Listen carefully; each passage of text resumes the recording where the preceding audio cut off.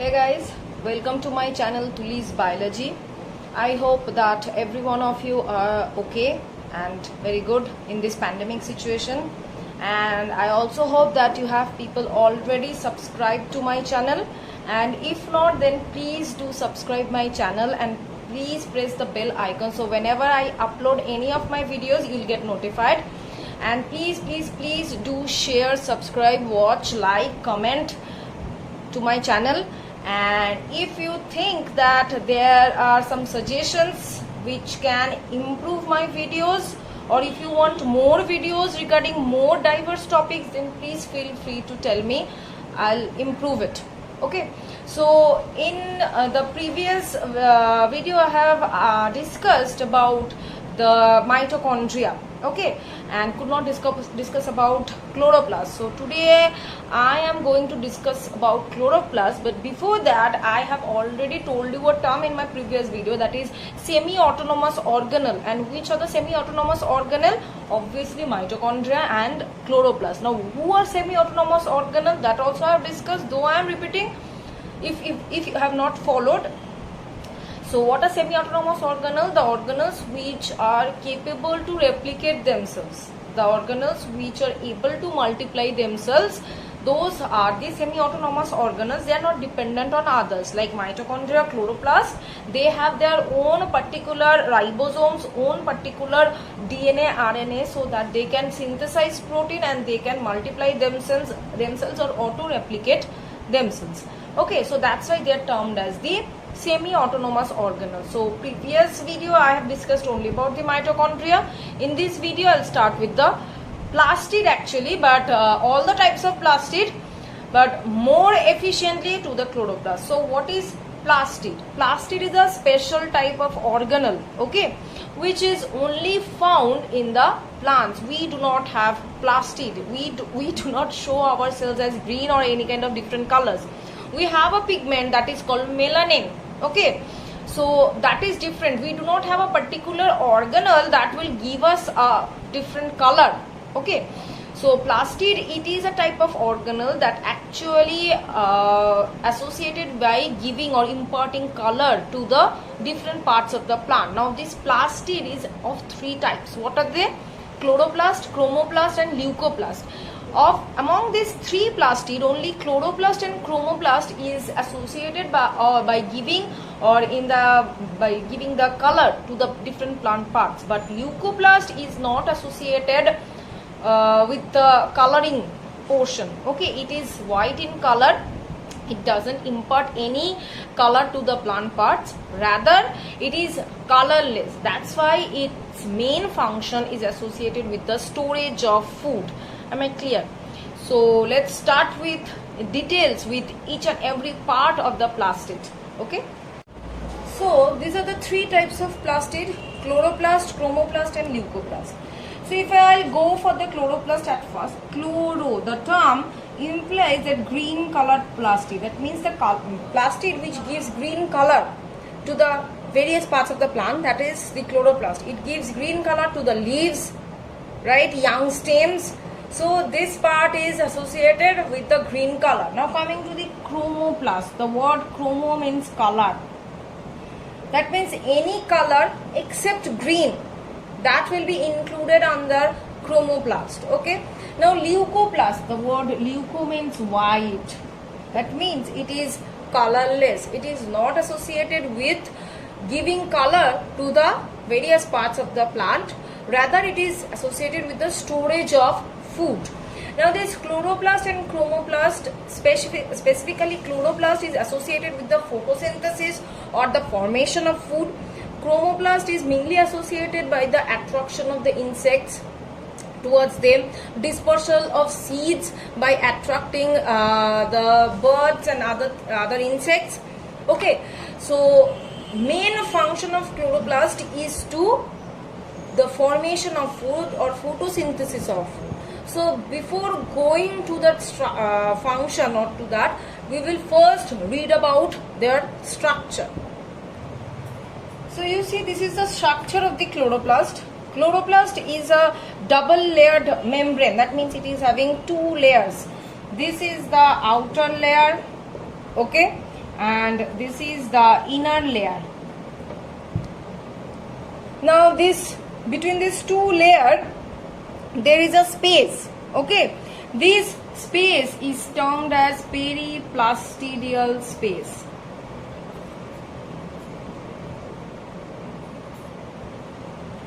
Okay, the space between these two membranes. Within the inner membrane there is a liquid like substance, semi-liquid watery substance, which is comprising 50% of the chloroplast. That liquid substance is termed as stroma or matrix. Okay, now this stroma is containing chloroplast DNA, chloroplast RNA, chloroplast ribosomes. Apart from them, some protein molecules. So all these are present within the stroma of the chloroplast. And apart from this stroma, there is this one, this stack-like structure. This stack-like structure is termed as grana. Okay, and this grana is formed of by piling of some of the structures, some coin-like structures you can see over here are being piled upon one another and forming this stack-like structure called grana. So each of these coin-like structure which are actually piling up to form the grana, that structure is termed as thylakoid. Okay, so thylakoid are the round circular disc-like or coin-like structure which are piling upon one another to form a stack-like structure called grana. These grana are being suspended on the stroma, on the liquid stroma, and you can see also that these grana are being interconnected by some rod-like structures or some tube-like structures. So these tube-like structures are termed as frets or stroma lamellae. Frets or stroma lamellae. Okay, so this is the inner structure of the chloroplast. Now coming to the thylakoid. Thylakoid, it is the photosynthetic unit, you can say, or the site where the photosynthesis is actually taking place. So thylakoid is the site of photosynthesis. Now why? Because this thylakoid is containing a particular unit that is termed as the photosynthetic unit. And what is the name of that unit? The name is antenna complex. Now what is this antenna complex consisting of? It is consisting of 200 to 300 molecules of chlorophyll.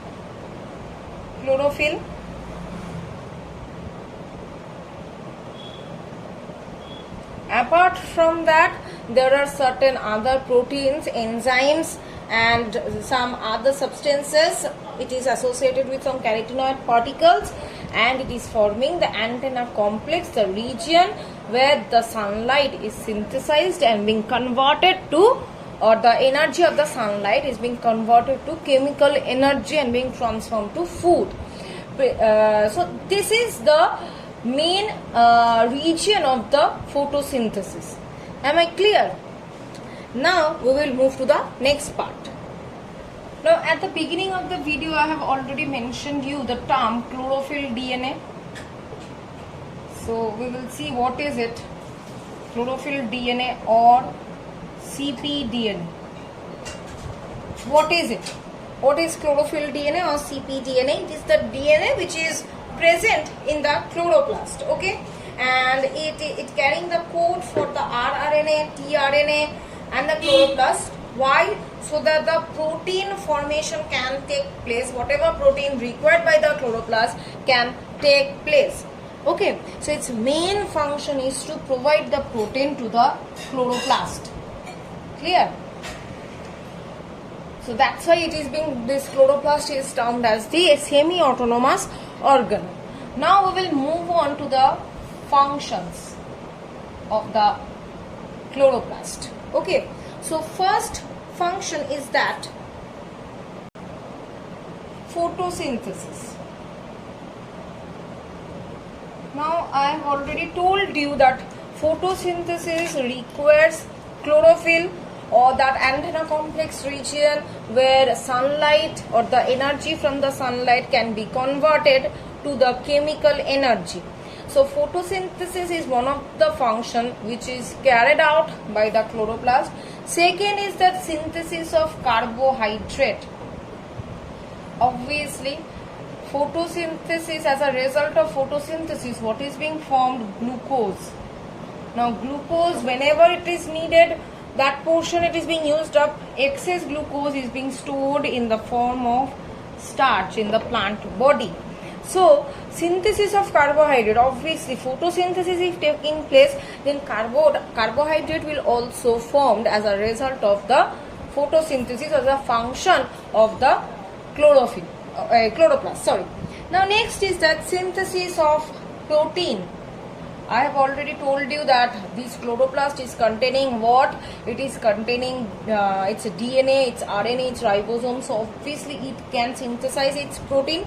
Now the final function is that synthesis of ATP, that is the adenosine triphosphate, the high energy rich compound. Now during the process of photosynthesis, the chloroplast also contains some electron transport system. Now those electron transport system of chloroplast helps in the formation of ATP from ADP. So here we are finishing up the topic of chloroplast. Now we will move on to the topic of chromoplast. Now the chromoplast. Chromoplast is what? It is the plastid which is not carrying the chlorophyll, but it is generally associated with yellow and red color. That is the chromoplast. Okay. Now what are the types of chromoplast that we will see? Generally 3 types. First one, pheoplast.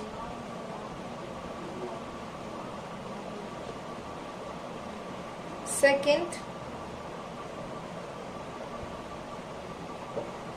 rhodoplast. Third, blue-green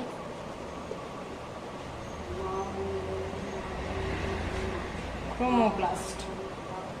Okay, so these are the 3 types of chromoplast. Now we will go for the pheoplast. Now the word pheo means brown, that means it is containing brown colored plastid, and the pigment, that is brown colored pigment, is termed as fucoxanthin. The pigment is fucoxanthin. And where we can find this brown colored plastid? We can find it in brown algae. Then in some diatoms we can find this pheoplast. Now coming to rhodoplast, the word rhodo or rhode means red. Okay, so it is associated with the red color, and the pigment which is present over here, that is phycoerythrin.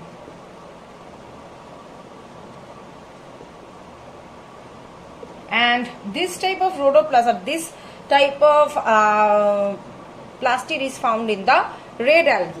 Now coming to blue-green chloroplast, that means it is containing phycocyanin and phycoerythrin, chlorophyll A and some carotenoids, and it is found in blue-green algae. So these are the 3 types of the chromoplast. Now we will go for the ultrastructure. Or what does it look like? It is also double membrane. Obviously the entire plastid organelle is actually double membrane bounded. It is also double membrane bounded, and the inner membrane actually forms some lamella, but it is not stratified, but they are remaining separated. Okay, so how it looks like, that we will see at first. So this is the structure of the chromoplast. You can see this is the outer membrane, this is the inner membrane. You can see the inner membrane are actually giving rise to this long filamentous structure which are termed as the lamellae. these lamellae are not stratified, but they are actually separated, and these granules or these round structures are termed as the granules. So this is the ultra structure of the chromoplast. Now the function of the chromoplast is that to give color to the flower and other parts of the plants, but not the generally not the leaves. And as a result of it, the insects are getting attracted and helps in the pollination as well as dispersal of seeds. So this is the function of the chromoplast and the structure of the chromoplast. Now we will move to the third part of the plastid, that is leucoplast. Now the third part, leucoplast, the word leuco means white. That means the plastid which is without any pigments, hence white in color, and is associated with the storage of the food material is termed as leucoplast. It is not associated with the synthesis but associated with the storage of food material. These are found in the regions, these plastid are found in the regions where the sunlight cannot reach. Now what are the types of the leucoplast? Generally 3 types that we will see. First one is amyloplast. Second one is elaioplast. Third one is aleuroplast. Okay. Now coming to the amyloplast. The word amylo, this word means starch. Okay. So this one, this amyloplast, it is associated with the storage of the starch. Okay. Next coming the elaioplast. This is a type of plastid that stores lipid, or you can say oil. So it is the lipid storing plastid. Third one is the aleuroplast or proteinoplast. This plastid is associated with the storage of protein. Clear? Now this is also double membrane bound. It is also having the inner membrane are producing some lamellae, which are just like the chromoplast only, that it is not stratified but separated. Function, what is the function of this leucoplast? That it helps in the conversion of the complex food to simple food, and after that they actually stored the food materials. So main function of them is to store the food materials. Clear? So this was all about the plastid. Now the next organelle that we will start, that is single membrane bound organelle. Here we are finishing up the double membrane bound organelle. Now we will start with the single membrane bound organelle. So the single membrane bound organelle, the first we will start with the vacuole. Now what is vacuole? It is generally looks like this.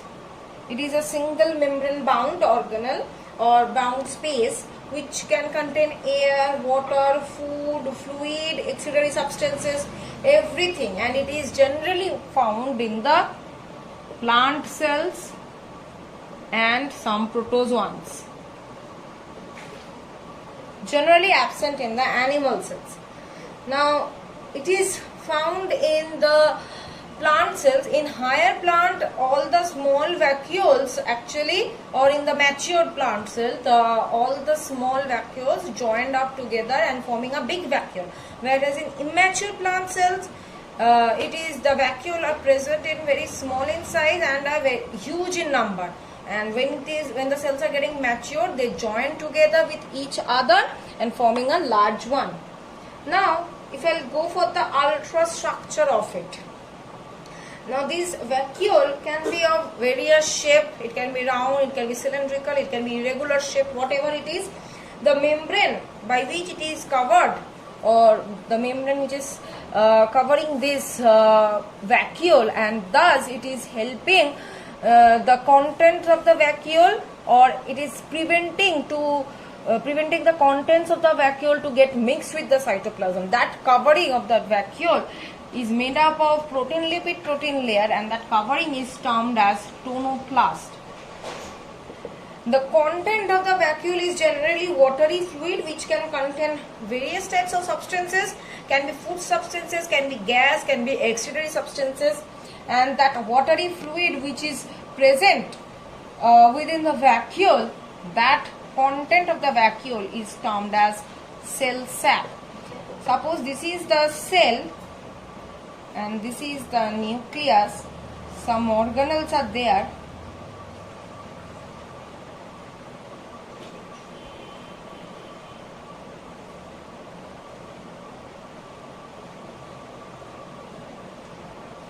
Then this vacuole may be present like there. This is the vacuole.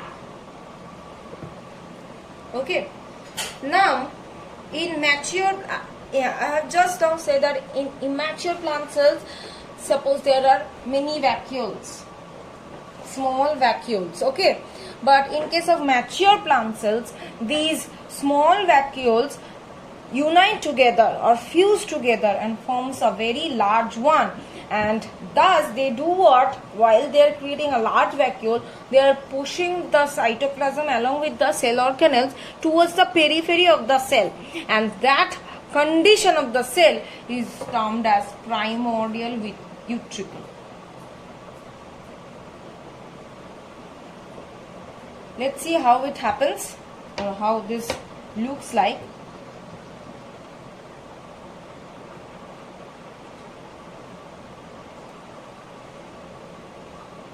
The vacuole will only take place the entire space. So here it is the nucleus, the organelles,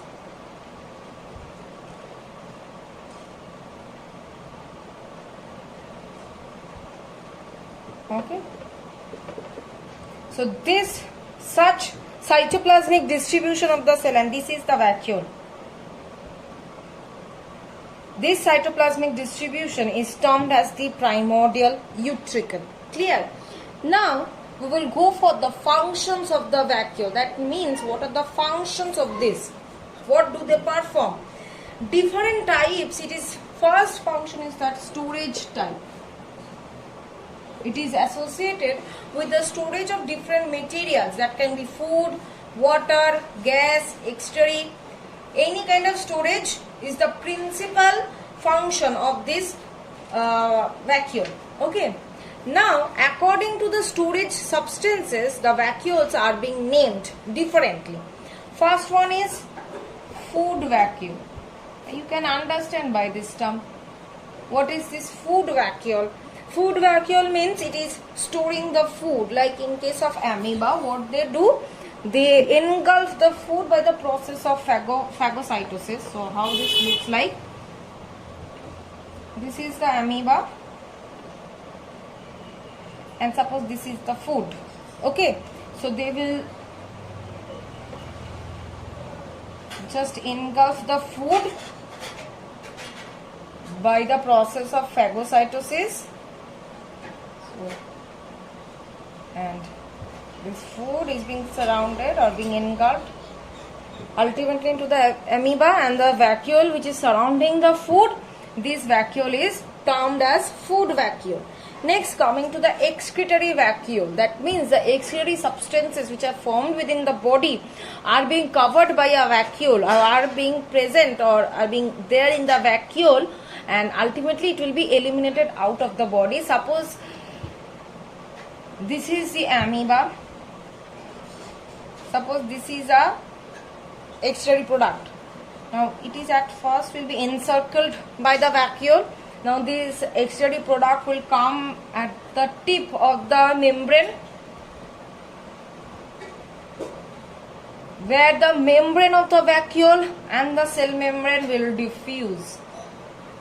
And when this membrane ruptures, this excretory product will be coming out of the body, and ultimately again this membrane will regain its original shape and form. This is type of the excretory vacuole. Now coming to the water vacuole. When the amoeba is having the water by the process of pinocytosis, by forming a vacuole, that is the water vacuole. Next coming gas vacuole. Now in some aquatic plants, the gases, the excretory gases or other gases are being stored within a vacuole, which is termed as the gas vacuole. Another vacuole is there, that is contractile vacuole. Okay, what is this contractile vacuole? That means the vacuole which is capable to contract and relax. Okay, expansion property which is having. Mainly water is stored in this type of vacuole. Now when excess water is taken in by the vacuole by the process of phagocytosis and pinocytosis, this excess water is eliminated by the contractile vacuole. That's why the hydrostatic balance of that organism or of that cell is being maintained. Clear? So these are the types of vacuole basis on what they are keeping. Okay. So this was the topic about today that I have just discussed, the chloroplast, entire plastid as well as the vacuoles. Hope you have understood it very clearly. So if you have any problem, anything, you want any suggestion, anything, just do let me know in the comment section. Apart from that, please do follow my channel, subscribe it, share it with your friends, and please do comment. It's highly valuable. Okay, and if you do have any ideas to upgrade, please do tell me. I highly recommend your ideas. Okay, so till then, please take care. Bye bye, stay safe.